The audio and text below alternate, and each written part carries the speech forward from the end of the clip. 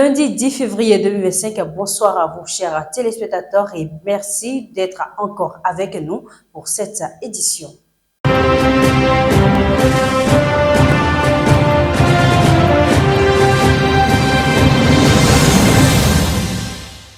Ouvrant par une note politique, le parti d'opposition Les Démocrates s'est vu empêché de se réunir pour l'exercice d'une séance de reddition de comptes de leur mandat. C'était ce dimanche 9 février 2025 à Tampoué, dans la commune d'Abomey-Calavi. La police républicaine a investi les lieux, leur empêchant de manifester pour défaut de formalités administratives non respectées à la mairie. Un argument refuté par les organisateurs.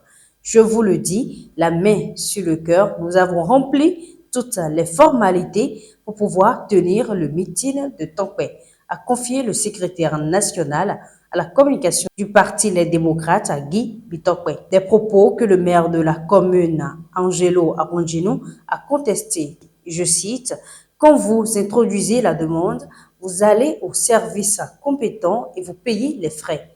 C'est quand le service termine de tout traiter qu'on envoie maintenant la réponse à la demande paraphée par la secrétaire exécutive et les agents en plus de ma signature.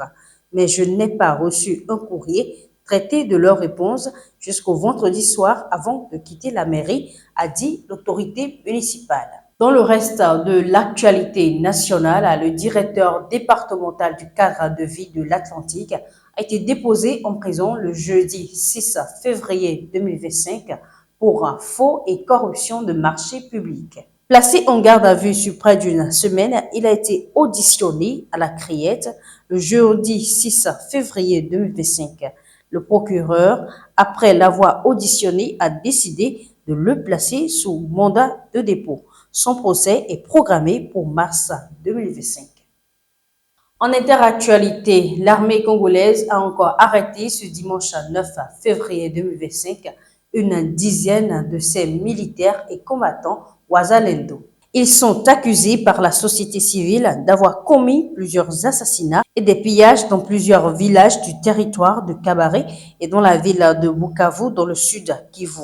Ils ont été conduits directement à la prison centrale de Bukavu en attendant un procès public qui doit s'ouvrir bientôt par la cour militaire. Le gouverneur du Sud Kivu a souhaité que le procès se tienne en audience foraine afin qu'il soit jugé sur les lieux des faits.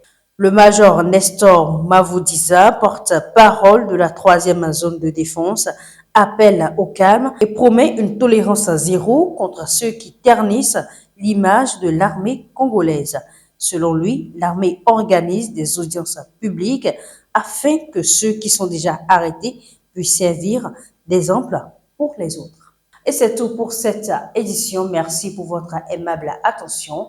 À bientôt.